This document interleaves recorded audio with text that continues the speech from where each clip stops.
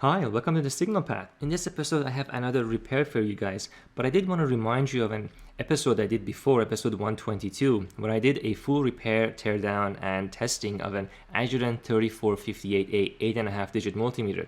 Now, this instrument was donated by Alltest to the lab for us to do these experiments, and it was a great donation because not only did we get to see what was inside the unit, repair it, analyze it, but also it allowed us to have an 8.5 digit meter in the lab for the future. So they recently contacted me again, asked me if I wanted to take a look at some other equipment. And I said I'd love to do some really high-end equipment repair. It's the kind of thing that's really hard to buy from eBay. Even with my Patreon support, it's impossible. Some of these instruments are tens of thousands of dollars. And they said that, we have a lot of equipment that's waiting for repair, but we just don't have the bandwidth sometimes because they come in faster than we can fix them. Would you like to take a look at those? And I said, of course. So they send me a 26.5 gigahertz spectrum analyzer and an Agilent MXA, which we will take a look at. But I do want to remind you of Alltest that's actually located in New Jersey, and their warehouse is here in New Jersey, and I'm going to visit them at some point in the future. They have over 20,000 equipment. They do their own repair, their own metrology, their own calibration. Everything is done by them. So what you get is a complete package, and they can give you, of course, warranty and services to go with it. So please go ahead and check them out. Their website is going to be listed here in the description. If you're already doing business with them, you probably know them. They're basically one of the largest in the world. In fact, they have the world's largest selection of used equipment.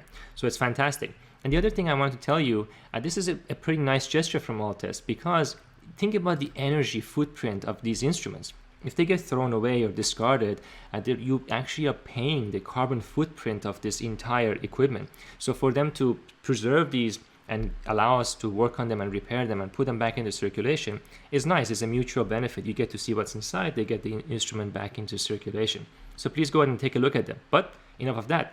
Let's go and take a look at the unit. So let's go ahead and do some direct investigation on the instrument. There's a lot of information we can get just by doing some basic testing. So the very first symptom here is that the align now and all required is on, which means that the system needs to be aligned. And because the auto align is on, it means that it's been trying to align it and it hasn't actually been successful. We can verify this by going under system, show, and errors, and you can see that there's a lot of different errors over here. You can see we have align now required, RF alignment failure. This RF alignment failure has been repeating over and over again, and it never gets cleared. And this is immediately an indication that there is something wrong. I can clear this queue, and then it will show up again every time it tries to do this alignment. So the RF alignment is failing. So let's go back over here. So what could be causing the RF alignment failure? Now I've done an extensive look at the block diagram of this instrument, and we will go back to it to do some more analysis on it, but there's a couple of things that could be wrong. There's a front-end mechanical switch here that switches the calibration signals in and out of the RF path. That could be bad. If that's bad, the signal never gets into the instrument and alignment calibration can never be done. You can hear it trying as a mechanical switch clicks in and out, trying to align, and it continuously fails. So we can test that actually without any instrument, and I'll show you how in just a second. The other thing we can try is we can put a signal into this. Since it's sweeping just fine and I'm not getting an LO alignment or LO failure here, I should be able to carry a tone all the way through. Even though it's missing alignment, it may not be as accurate, but it should still be there. And this would mean that all the mixers are working, because if the front end switch, high band, low band switch, or the front end first LO, or the first mixer is not working, you're not going to get any signal, and that would also generate an RF alignment failure. So all of these things are fairly easy to test, and you don't even have to open an instrument to test them. So let's do the first thing. One of the nice things about this is that you can actually apply the RF calibrated signal directly by forcing the switch to be on here, and the calibration signal would appear here. So let's go ahead and try that. I can turn on the 50 megahertz, the 4.8 gigahertz, and interestingly enough, I can apply the comb, which is a flatness reference. I actually haven't seen that before, and haven't seen it in other instrument. This is not usually there. So let's go ahead and turn the 50 megahertz on, and I can see some tones appearing there. We're looking at very, very far away. So let's go from 0 gigahertz, and let's stop at 100 megahertz. And there it is. There's our 50 megahertz signal. This is DC. That's normal for it to have that. Let's do a peak search here. And there it is, minus 25 dBm. That's actually correct, which means that the 50 megahertz alignment signal is present. It has the correct amplitude and the right frequency, and it is getting switched into the path. So that part is working. We can try the high frequency, even though it's the same path. Let's go ahead and try the 4.8 gigahertz version. And what I can do is now I have to change the center frequency. I have to put the center frequency at 4.8 gigahertz. And there it is. You can see the 4.8 gigahertz signal is also there. I can do a peak search, minus 29 dBm. And I think that's also correct. So the front-end switch is working. And obviously the down converters are working. Otherwise you wouldn't be able to see this at all. So it means that the problem is from something else. Now I can also go ahead and turn this comb on. And the comb is at lower frequency, so we have to go back, and I can start at 0 gigahertz. And whoa, look at that. I'm not sure if this is supposed to look like that. This is unusual. It does have a bit of a sync look to it. I'm actually not sure if this is how it's supposed to look like. So that is worth investigating and finding out why it looks like that. And perhaps this is normal, and I'm just seeing many of the harmonics, although it does look a little bit strange. So now we have a couple of places for us to look. We know that the LO portion is most likely working. The front-end amplifier, the front-end switch, LO, first IF is most likely working. So the alignment is failing somewhere else. Well, we're always sure to get proper CAT scan here in the lab. Hi Pooch, what are you doing all the way up there? Well, I did a couple of other things here on this instrument, and I think I should bring it to your attention here before we move on.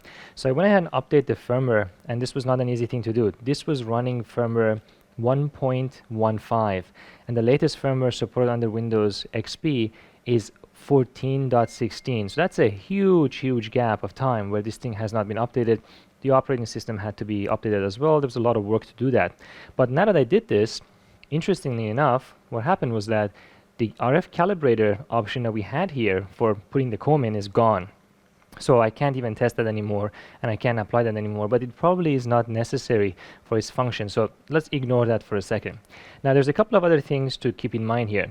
So by applying, let's say, the 50 megahertz input here as the calibrator input, and we can start here at 0 gigahertz and stop at 100 megahertz, we can see the tone is there, and indeed that tone is working. I can also go ahead under the amplitude, and I can change the attenuation manually myself, and you can see that that amplitude does not change no matter how much I change the attenuation. This tells me that the attenuation in the front is actually working. So the problem of this RF alignment issue, the fact that it can't RF align, is now becoming more of a mystery. So how can it be that this is working so well and that all the attenuator stats are all working, but yet we still get this error? So which means that we have to test the front end a little bit more. And I actually know how it knows that it's broken, but I'm going to leave that as a mystery to you, and hopefully you'll catch on to it as we do some more analysis. So let's go ahead and try this. So what else can I do here to test this? Let me turn the calibrator off here, and let's do a preset so we can go to the full scale, and let's apply a tone and sweep that tone across the entire band and to see if this is actually working. So here's our setup for applying a tone. I'm just going to use this tracking generator in CW mode to apply a tone anywhere from 100 megahertz to 26.5 gigahertz. And that will give us a complete range. This cable is not that great, but it's okay. There's some attenuation is acceptable. We just want to make sure that this tone can actually be swept through. This spectrum analyzer up here is not doing anything. This is my highest frequency synthesizer right now that's easily accessible, so that's why I'm choosing this one, even though it's not the greatest synthesizer in the world. Okay, this is going to be exciting. So let's go and turn this on. So here's our output as 100 megahertz, and it's really sitting all the way back here, so you can't really see it, but that's okay. Let's go under trace here and put this on max hold, and this allows us to create a curve that shows all the signals that are actually present. So I'm going to manually increase this, and it should sweep across the screen. There it is. You can see it's nice. It's working no problem. We're about 3.5 gigahertz. Here's 4.8 gigahertz, and it should be working, and it is. We continue on. Looking good. And oh, these are harmonics of this guy, second harmonic, so that's okay, they should be there. We continue. It looks good. Oh, there it is. Check it out. It stopped. There we go. Around over here, around 8.5 gigahertz or so, it doesn't work anymore. Very interesting. Let's continue. And continue. Let's see. We're at 13 gigahertz. Oh my god, it came back. 4.8, 15 gigahertz. It's pretty funny. It came back around that frequency. Continue, and I bet you it's, oh yeah, it's dead again. There you go, 18.5 gigahertz. Yeah, we see absolutely nothing at this point. We continue further, we're at 22 gigahertz, still nothing. And soon we'll be at 26.5, and here is 26.5. There you go. This is pretty interesting. So we have a gap here, and we have a gap completely here. And if you pay attention, if I'm not mistaken, this gap is twice this gap. And that's probably because the mixer switches to a higher order harmonic. So something is weird going on there. So let's put some markers on this so we can understand the boundaries. So here's the first marker. There you go, here's our marker. So I can put that marker, let's say, somewhere right there. Maybe a little bit more precisely, right when it stops working. There it is, it stops working at 8.4 gigahertz. So let's put another marker, see where it starts again. So it looks like it starts somewhere around here. There you go. Let me see. That's it. Yeah, that's a good one. 13.6 gigahertz. That's where it starts again. And then we're going to add another marker. And that marker is going to be where it stops once again, which is somewhere around here. Let's see. There you go. Somewhere around here at 17 gigahertz. That's pretty good. So let's go ahead and enable the marker table here. Here's our marker table. Push this down here. And I think it looks pretty good. I don't like the fact that it adds this thing here. It shouldn't have to do that. This software is a little bit unpleasant. Ugh, here we go. That should be okay. Yeah, this software definitely not the friendliest. There we go. So we have one marker. So it stops at 8.4 gigahertz, comes back at 13.6 and drops out again at 17.10 all the way until 26.5. So let's go ahead and take a screenshot, save this, take this to the PC and look at the block diagram and see if we can make sense of this. This drop over here that you can see, this is a very common drop. That's just from the cable. That's just one of our loss here. So that's okay. Let's go and take a look now. Okay, and here is the block diagram of the N9020A. I've looked at this block diagram quite extensively in some of the other videos where I've repaired other MXAs. Now, interestingly enough, all of those MXAs have had different problems. So every time we've focused on a different part of the block diagram. This is nice because we'll keep learning about different sections of this instrument. So let's zoom in here and let me discuss a couple of points and what we have already tested and where we need to spend our time on. So at the very beginning, we already know that the cal signal is working. We checked it. 50 megahertz, 4.8 gigahertz, correct amplitude is totally fine. We also know that the front-end attenuator is working. Why? Because I went through all the attenuation stages. I switched the cal signal in and out, and everything was working as well. And we also know that the instrument works very well below 3.6 gigahertz, which means that we have already tested this entire path down here. So this entire path with the first up converter, which produces our IF, the first IF out, and then goes out over here, and it comes back over here, and it comes over here into this mixer, into mixer 2. That path has already been tested. So how could it not be working? Well, you gotta pay a little bit closer attention here. Let me remove this other line I just drew, and let's turn our attention a little bit into this front end part, and let's look at how different frequencies are basically converted into an IF signal that we can see on the screen. So let me bring this image over here just briefly so you can just remind ourselves. So the instrument stops working at 8.4 gigahertz and starts working at 13.6 gigahertz. And we know that both of these frequencies are handled by these two mixers. In fact, we know that the 3.6 gigahertz to 13.6 gigahertz path is right here. So why could it possibly not work? And check it out. We have our LO signal coming over here. The LO signal goes into this amplifier. And this amplifier drives two paths. One path has a switch, and look at this frequency range in the switch. That's exactly the frequency range of the problem we are seeing, which means that, and it says the switch position is shown for input signals between 8.4 and 13.6, which is exactly the range where we have a problem. It also is the same for, I'll show you in a different block diagram, for frequencies higher than the port, closer to 26.5 gigahertz, it also is in the same position. Which means it's very obvious now that this ×2 multiplier, bandpass filter, amplifier portion, and this switch are all suspect. And this also explains that the instrument works above 13.6 gigahertz for some frequencies, because this switch is switched to the other position, then this path is active and that path is fine because it doesn't use this doubler that is over here. So that's pretty useful. So now we can take a look at a couple of other places. So let me undo a few of these to clean this diagram. So if this is our suspect area, what can we do to diagnose it? Well, we can open the A13 front end, and we will do that anyway because I want to see what it looks like on the inside. But if you look over here, there's a couple of other interesting things that happen. So the doubler, when it's doubling the signal and produces 8.3 to 14 gigahertz, couples through this transformer into this differential configuration, and in some situation can actually apply this signal which goes out to the first LO And this out, if I continue looking at it, it actually goes into the external mixer option. Now the external mixer option is not populated on this instrument, but this connector on the A13 front-end assembly will be there. So we may be able to sneak in there and figure out if this LO is there or not. And we can in fact sweep the instrument and see if we can monitor it. So let me go to a different page and we can see if this switch is actually switched into a different position. So let me fit this in here. So this is for input signals between 3.6 to 13.6 gigahertz. And if I go to the next page between 13.6 and 26.5 gigahertz, aha, that's where the interesting stuff happens again. So we know that it also doesn't work for some of those frequencies, and check it out, that's exactly the frequencies once again that it doesn't work, between 17 to 26.5. But now this switch is now switched the other way, which means that when the instrument is sweeping between 17 gigahertz to 26.5 gigahertz, we expect to see these frequency ranges come out of here.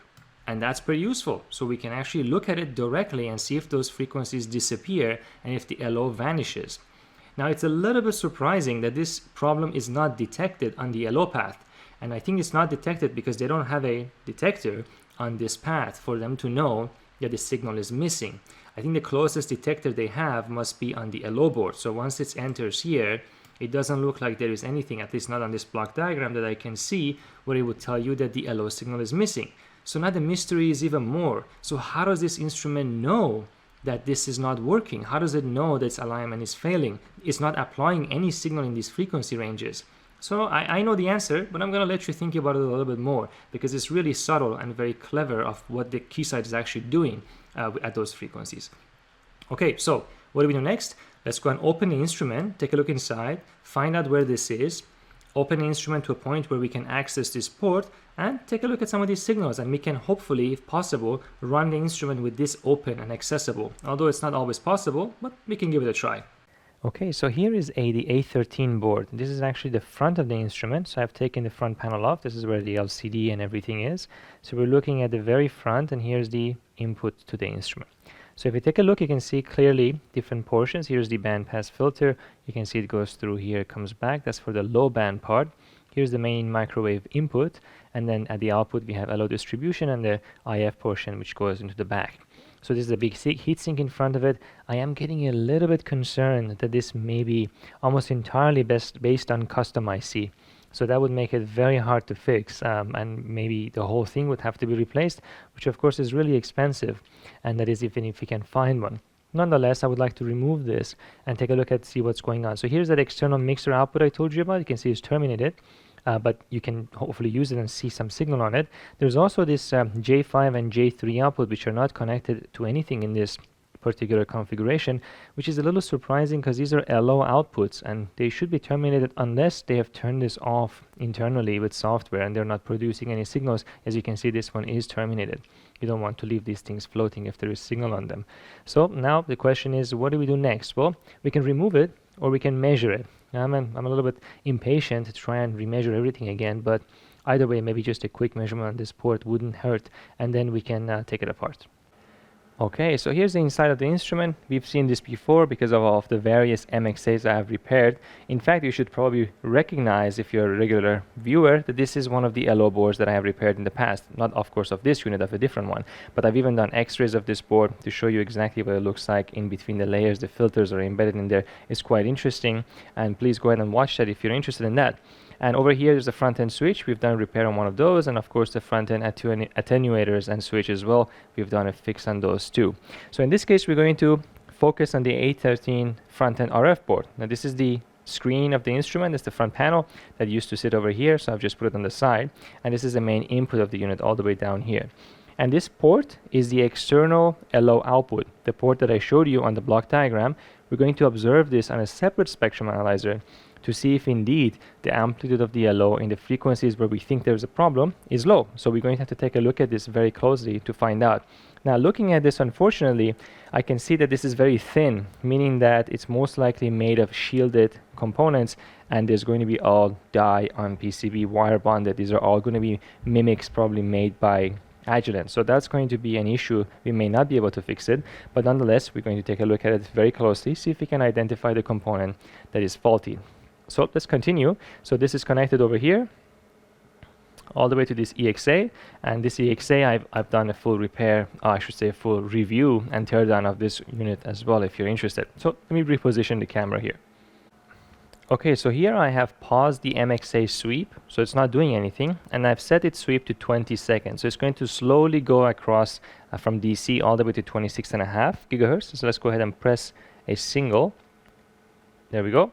So at the beginning, you can see there is some LO. We're not supposed to see anything anyway, so it's going to continue, and it looks good. Ah, look at that. It dropped exactly where the suspect area is, and it comes back up again. Here it is, and that's going to the other harmonic, and there it is, back down again. And then by the time it reaches the end, it's going to stop. I stop sweeping. Should be anywhere. There it is, stopped. So I'm going to do it one more time, just so we can make sure we understand what's going on. So at the very low frequencies here, there's no sweep because it's a fixed LO up converter. Then it goes through the frequencies above about 4.8 gigahertz, and there you go, it dies over here, and it comes back, and then it's going to die again. So yep, this pretty much confirms it. We indeed do not have the LO. No wonder it doesn't do any conversion. It can't, because the LO is at minus 45 dBm. Of course, it's not going to do any conversion. So that makes sense. Now it's time to take the A13 module out and take it apart. Take a look inside. And here is the A13 board. I've taken the heat sink off of it. There's actually nothing on the other side, so it's not exciting. But as you can see, it is fully sealed. It is fully made of mimics on board, and it's going to be a bit of a trouble.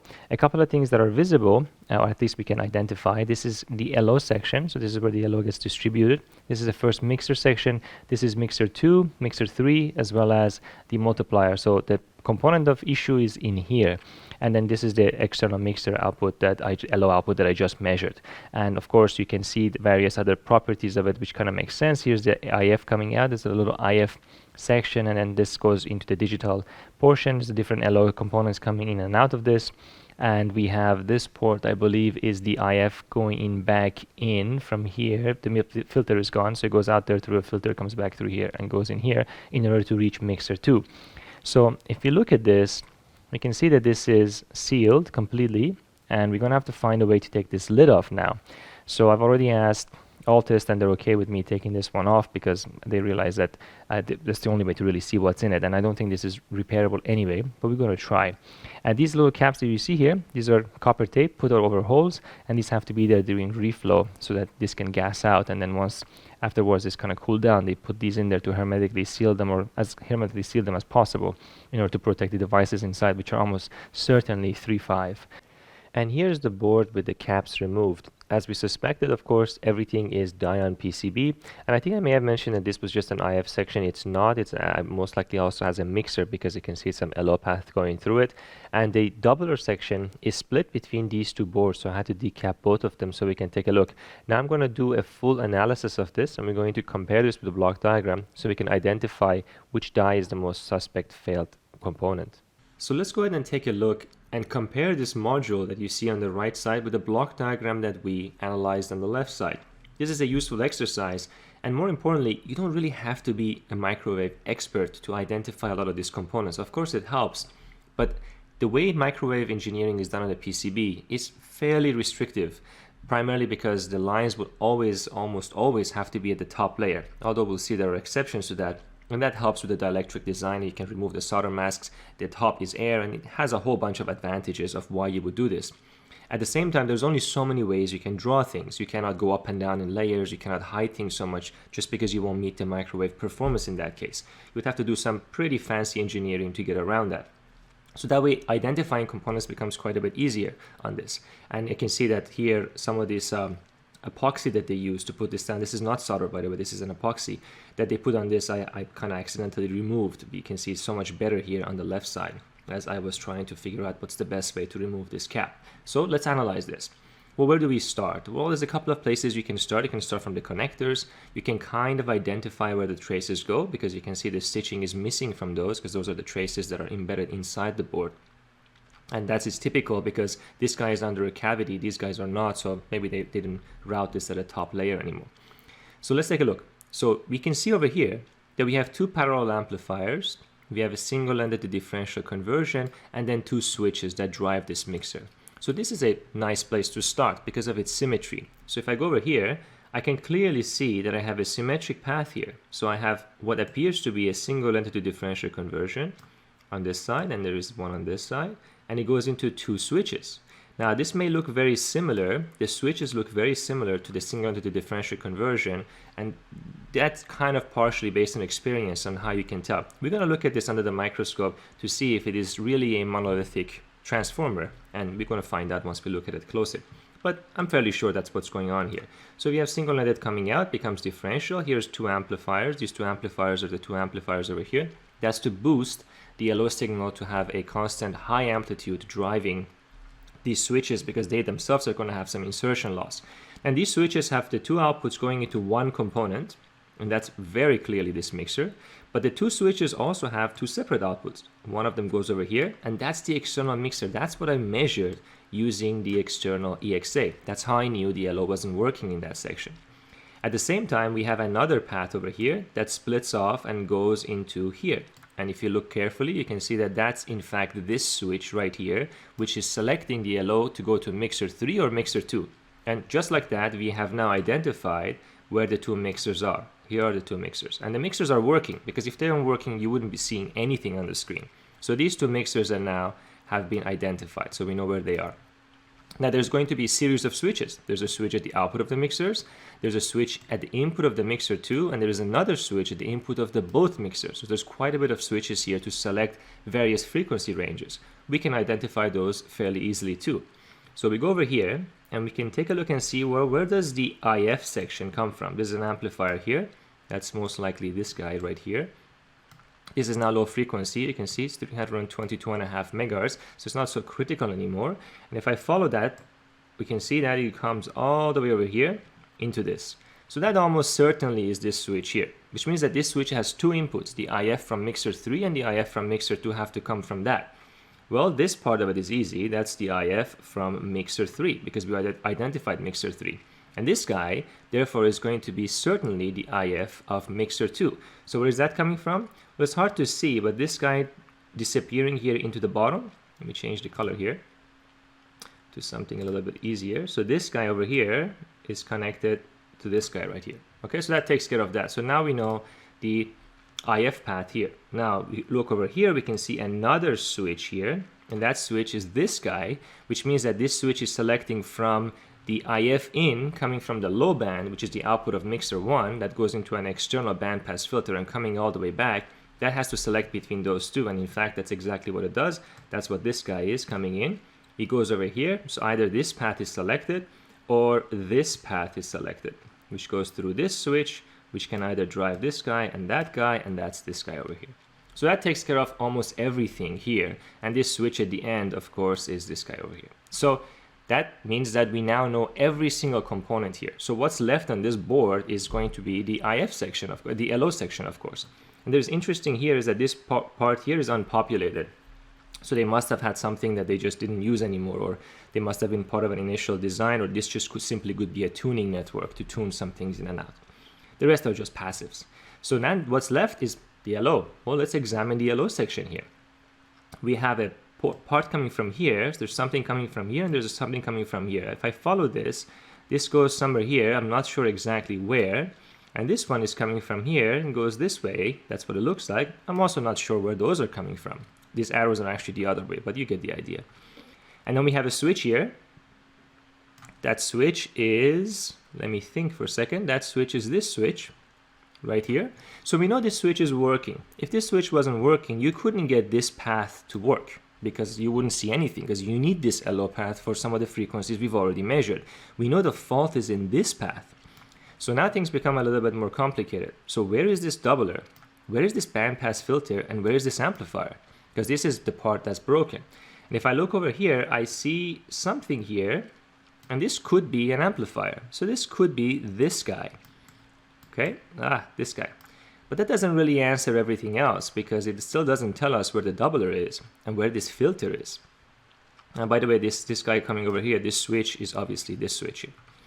So now we go to the left and we look for what's going on this side. Now this section is everything that is on the left here. So all this LO section over here, all this distribution amplifier is all going to be embedded in here. So let's go back and take a close look and see if we can identify this section. By the way, one thing I think I may have mentioned earlier that was not correct, there is an LO going into this section. So this is a mixer. This is not just an IF section. I may have accidentally said that was just the IF. So let's take a look at this. This is all LO distribution. You can see going over here, amplifying, going into various places. But if I look a little bit closer here, I can see I'm looking for this amplifier. I'm looking for some kind of an amplifier with a switch at its input that splits the signal into two parallel paths. And check it out. Here's a switch, goes into an amplifier, splits it into two parallel paths. How nice is that? That's this guy right over here. So we have a path over here that goes into this. So that's almost, whoa, how did that happen? That almost certainly goes this way. And then there is a path over here with a component that's mystery, a bit of passives, and then out in here. Okay, good. So that means that could actually be the doubler. So this guy right here is almost certainly the doubler. And then we are still missing this bandpass filter. So where is this bandpass filter?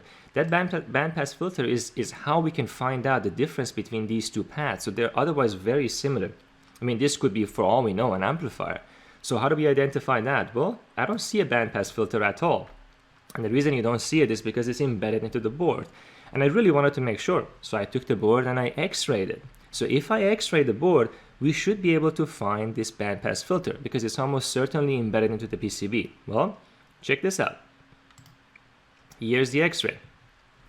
And take a look. This section that you see here, let me put this on the left. This section here is exactly what we're looking here on the right. And check out how beautiful that is. And here is our filter. That's exactly what we were expecting. So let me zoom in a little bit more so you can see the filter. There it is, embedded into the PCB. This filter is our bandpass filter. This is what gets rid of the harmonics of the doubler. And that means that the signal coming through here, going through the bandpass filter, and then coming back over here, that's our double signal. And that's what I was expecting. And therefore on the right side, here's our amplifier, here's our doubler. And the filter is right here underneath this board, which is what you're looking at.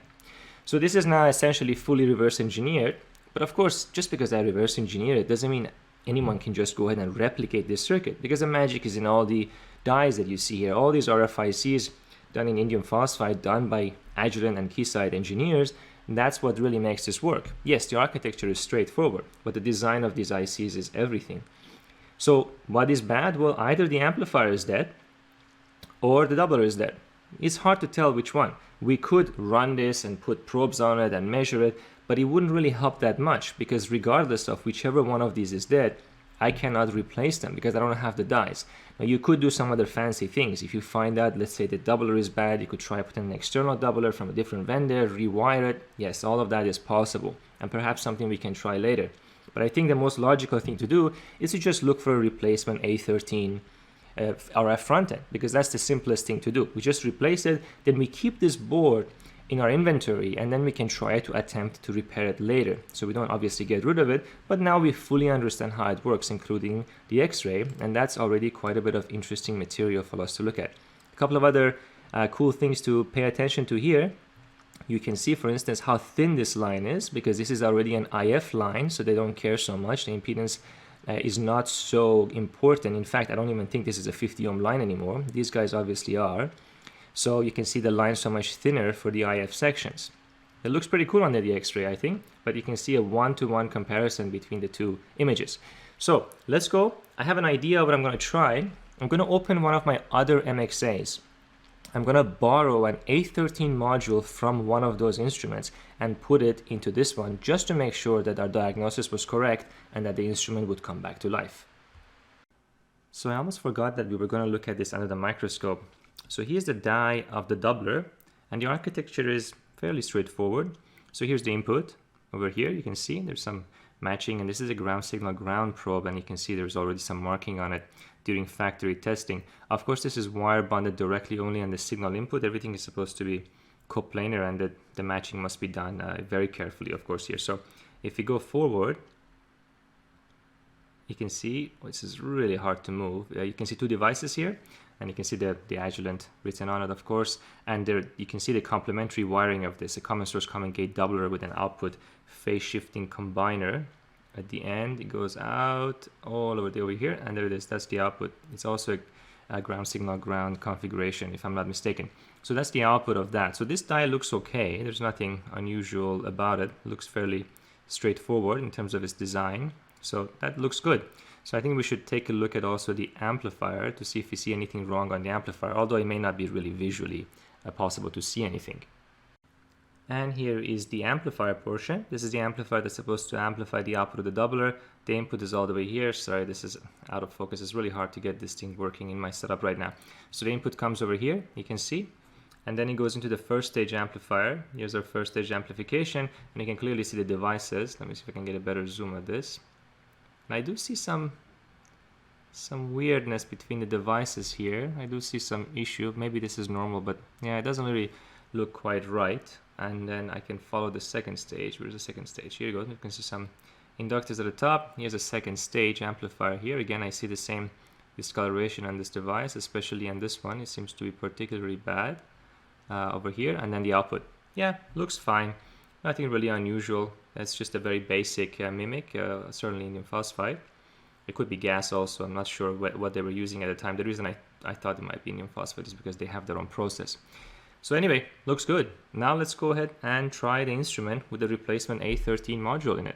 Okay, there it is. I have taken this from a different unit. And one thing to note is that I took this front-end module from an 8.4 gigahertz spectrum analyzer, not the 26.5 gigahertz. So of course, these are all the same hardware. So Keysight builds these all the way to 26.5, and really upgrading your instrument from, let's say, 8.4 to 26.5 is a matter of calibration and software unlock. So all the hardware is in there, even if it's not being used in the other instrument.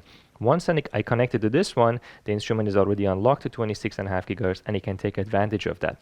So now that it's in there, let's go ahead and turn it on. And I'm going to do the same test.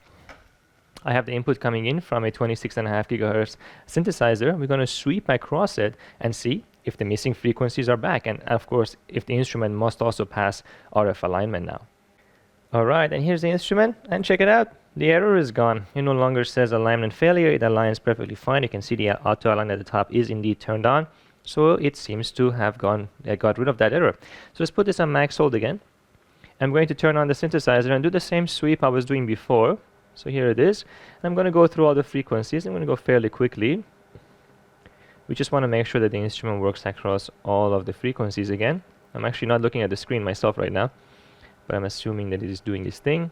So here right now, 8.4, that's where it used to fail. So these frequencies were not present before. Continue on. We're at 13 gigahertz. We should hit 17 gigahertz soon, and that's where it died again. There we go. That's 18.5 gigahertz, 19 gigahertz. Now you're going to probably notice some amplitude variation. Part of it is from the cable, but really the main part is because the A13 module calibration is gone now. There it is, 26.5, and check it out. Look at that. It works across the entire frequency range. There's some ripple there. There's a drop that's normal, that's from the cable, but some amplitude uncertainty is going to happen. A13 module calibration coefficients are gone. This is a different module there, so the calibrations that are built into the unit are going to be a little bit off. And there you have it. So this is really a repaired instrument now. I'm just not going to close it up because we're going to have to find a replacement for this anyway. I have to put this one back in my unit. But as soon as we have one, then this unit can go back into circulation, and Altest can put it and give it to a different customer.